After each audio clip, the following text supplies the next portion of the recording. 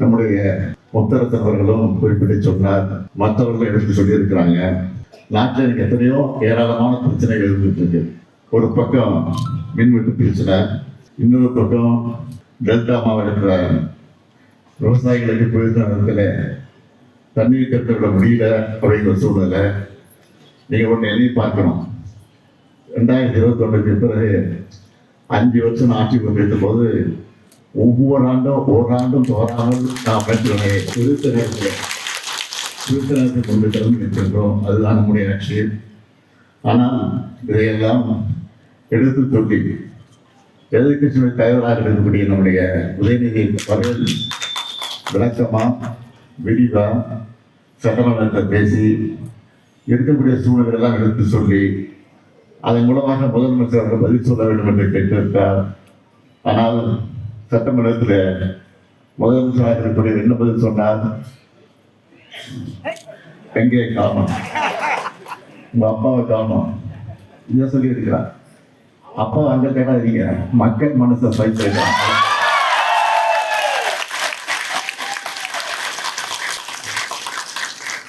நீங்க தேர்தல் பார்க்க மாட்டேன், மக்கள் தேர்தல் நிச்சயமா முதல்ல சட்டமன்றத்தில் நான் இருந்தாலும் இல்லாவிட்டாலும் இன்னைக்கு நான் மக்கள் மன்றத்தில் இருக்கிறேன் என்பதை மாற்றம் சொல்கிறேன். நான் அரசியலுக்கு கிட்டத்தட்ட 60 வருஷம் ஆகிருக்கு. ஆக 60 வருஷமா மக்களாக தான் இருந்து கொண்டிருக்கிறேன்.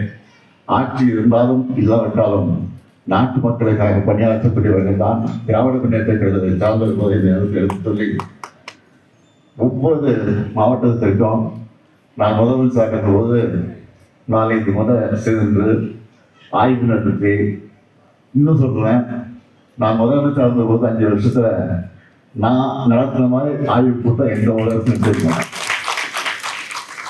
நான் பயணம் செஞ்ச மாதிரி எந்த முதலமைச்சரும் பயணம் செய்திருக்க மாட்டாங்க. நான் கோட்டைக்கு போனதுதான் அதிகமாக இருந்திருக்கிறத எந்த பஸ்ஸும் அதிகமாக இருந்திருக்க மாட்டாங்க. இன்னும் கூட முதலமைச்சர் சரி பார்க்கணும்னா இன்னைக்கு இருக்கக்கூடிய முதலமைச்சர் கட்டுப்பட்டு கோட்டையில் தான் கோப்புட்டுலாம் இருக்காது.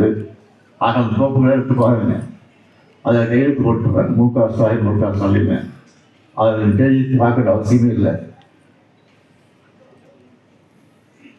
அந்த கையெழுத்தை பாருங்க, அது தெரியும் உங்களுக்கு. மகளிருக்கு கலைஞர் உரிமை தொகையாக மாதம் 1000 ரூபாய் வழங்கப்பட்டு கையெழுத்து போட்டிருக்கோம். அங்கே ஸ்டாலின் இருப்போம். புதுமை பெண் திட்டத்தின் மூலமாக மாதம் 1000 ரூபாய் வழங்கப்படும் என்ற அந்த குரூப்பை பாருங்க, அதுலேயும் மு.க.ஸ்டாலின் கைது. தமிழ் புதுமை திட்டம் 1000 ரூபாய், அதில் ஸ்டாலின் கொடுப்பான். நாங்கள் எங்கேயும் கேட்டு அவசியமே இல்லை. கோட்டையிலே இருக்கிறேன், நான் தான் அங்கே இருக்கிறேன். என்ன செய்யலாம்? அண்ணா சொல்லியிருக்க சொன்னார், தமிழ்நாட்டுக்கு தமிழ்நாடு என்ற பெயரை சொல்லியிருக்கிறேன். இது போது எனக்கு வாழ்க்கையில். ஆக நான் ஆட்சி இருந்தாலும் இல்லாவிட்டாலும் தமிழ்நாடு இந்த பேசுவதற்கு என் பெயர் இருக்குன்னு சொல்லியிருக்கிறார்கள். அது மாதிரி மகளிர் உரிமைக்கு இருக்க வரைக்கும் இந்த ஸ்டாலின் தான் இப்படி சொல்லிட்டே இருக்கலாம். ஆக நான் இங்கே நம்முடைய மதிப்புக்குரிய சகோதரர் பொதுச் செயலர் ராஜா அவர்கள் பேசுகிற போது உங்களை சொன்னார்கள், கூட்டணி பற்றி எல்லாம் எடுத்து சொன்னார்கள். எப்பொழுதுமே கலைஞர் அவர்கள் கூட்டணி வச்சா அந்த கூட்டணியை பாதுகாப்பாக வைத்திருப்பார். அவங்களாக போனதான் தவிர கலைஞர் விரைவு சொல்லி கிடையாது. அதே மாதிரி தான் நானும் அவர்களில் நின்று நான் எந்த கூட்டணியாக நான் விட மாட்டேன். ஆனால் அவர்களாக போனால் அதற்கு நான் ஒன்றும் சொல்ல முடியாது. அதுதான் இந்த கடமை.